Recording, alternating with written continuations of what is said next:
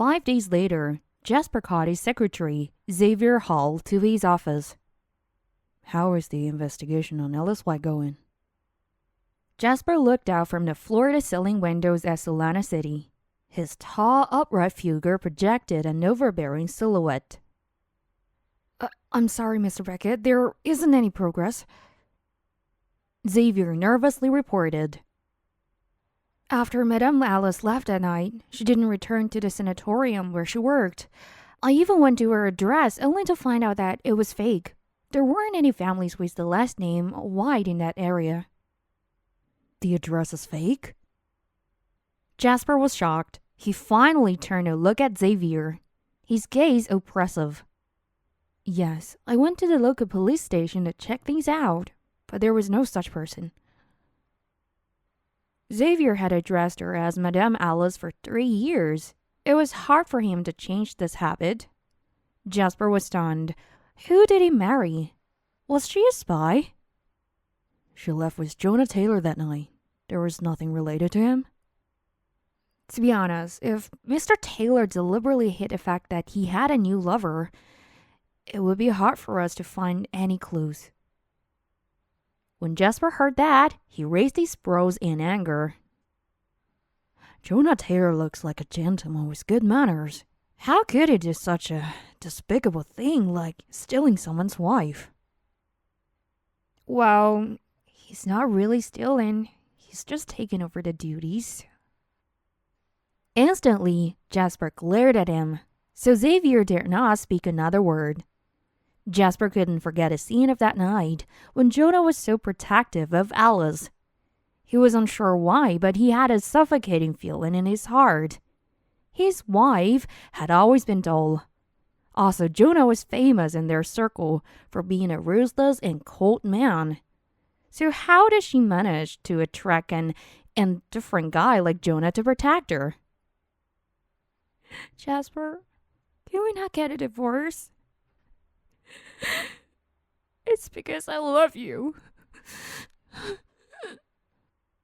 Jasper recalled what she had said to him on the day of their divorce. Liar. He narrowed his eyes, and the temperature in the room seemed to drop. The more he thought about it, the angrier he got. Then his phone vibrated. He put away these thoughts. When he found that it was Liana calling, he quickly answered. Leah, what's the matter? Jasper, I'm in your company's lobby. Can you come and bring me up? I made some dessert for you. I want you to have a taste of it immediately. Liana's voice was sweet and cloying through the phone, and Xavier got goosebumps just listening to it. You're at the lobby? Jasper frowned. Yes. What's the matter, Jasper? Don't you want to meet me? Liana asked coquettishly. It's nothing. Xavier will bring you up. After he ended the call, his expression was dark. He hadn't completed the divorce procedures with Alice, so the news of their divorce was not yet public. It might cause unnecessary rumors if Liana visited him at this time. He wasn't scared of anything. It was just that his phone vibrated again. When he saw the caller, he became nervous.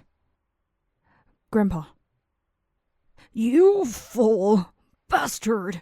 Do you never listen to what I say? His grandfather, Newton Beckett, scolded. Haven't I told you that you're not allowed to contact that woman if you marry Alice? But you actually brought her to the company? Even if you don't care about your reputation, you should care about Alice's. Get over here right now. The atmosphere was suffocating in the reception room. Newton held his cane as he sat down with the help of his secretary and his son. However, his expression was sullen. Jasper stood straight before his grandfather. Meanwhile, Liana waited outside as she was barred from the meeting. Newton had declared, This kind of cheap bitch is not worth my time. Explain. What's that woman doing here? Newton banged his cane. Dad, calm down. Javier patted his father's back while he glared at Jasper in dismay. Grandpa, the 3-year contract is up. Jasper's voice was harassed. You promised me that I only have to be married to Alice's wife for 3 years.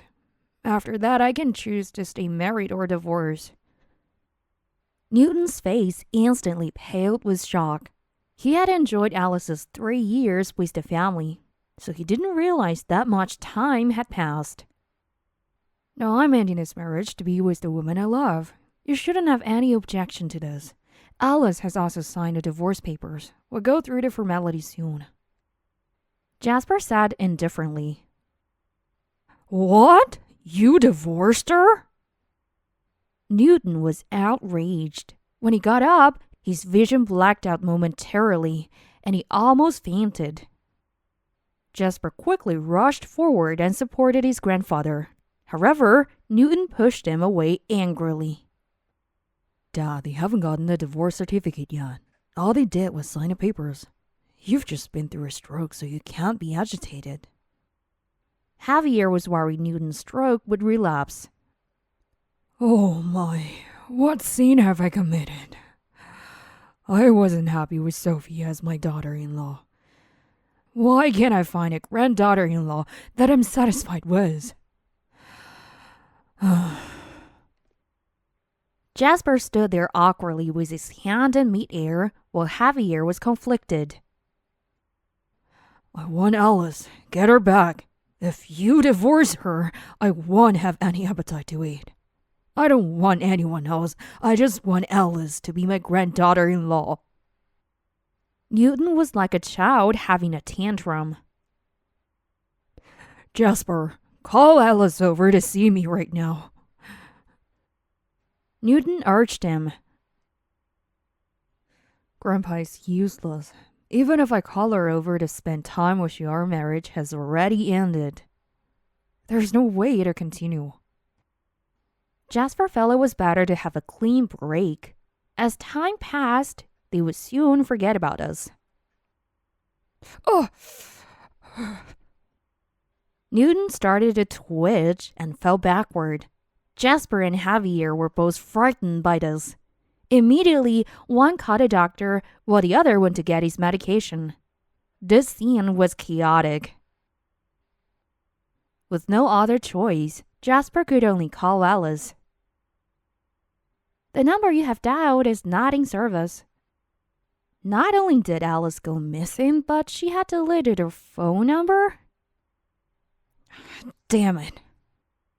Jasper clenched his fist tightly.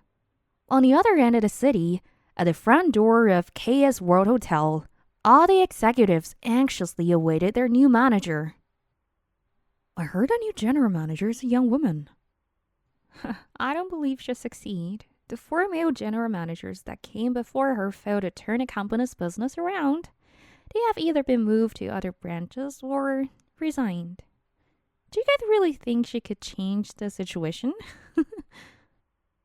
I heard she's Miss Taylor's daughter. Mr. Taylor has so many wives. She might be the illegitimate daughter who isn't valid, right? Otherwise, why would he send his precious daughter to clean up this mess? The crowd snickered. She's here. The new boss is here. A Rolls Royce came to stop at the entrance, followed by several Maybachs, creating a spectacular scene. The executives were silent when they saw the 9999 car plate, and no one dared to breathe. When the car door opened, black high-heeled shoes with red buttons caught their eyes first. They were frightfully tall. Then, a woman with a beautiful figure and long, flowing hair walked out of the car. She was stunning, and her expression was bold. No one dared to look at her directly. Hello, everyone. Elisa smiled. Her beauty was out of this world. I'm your new general manager. However, I'm not an illegitimate daughter. Sorry to disappoint you. The people who had said that became terrified. Just moments ago, Elisa had hacked into the hotel surveillance while she was in the car.